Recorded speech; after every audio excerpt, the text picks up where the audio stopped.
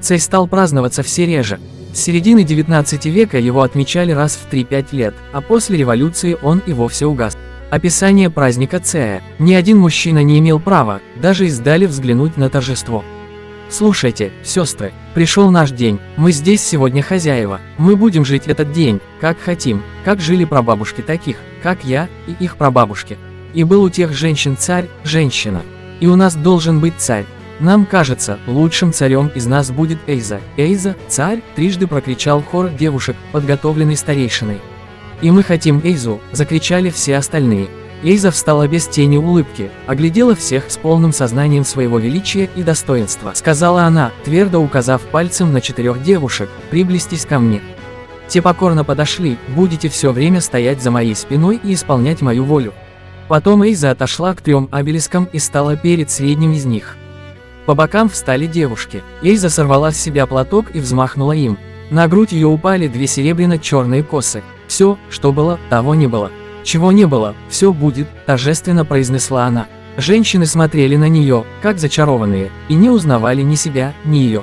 Губы их невольно повторяли за ней, чего не было, все будет. Поставьте на землю плоды земли, которые вы добыли и принесли сюда, приказала царь. От ее ног и дальше на платках, на шалях, на шерстяных накидках женщины расставили принесенные яства, садитесь. Женщины сели, старшая, ближе к ней, младшая, в дальнем конце. Они не сводили с нее восторженных глаз. Эйза и 4 девушки продолжали стоять. Над женской страною, солнце. И нет ни печали, ни тьмы, до дна, крикнула Эйза и, осушив свой рог, отбросила его. Женщины последовали ее приказу, началось пиршество. Со всех сторон раздавались шутки, смех, веселый разговор. Теперь уже все знали, что Эйзу выучила этим словам ее бабка. И она не раз проводила праздники.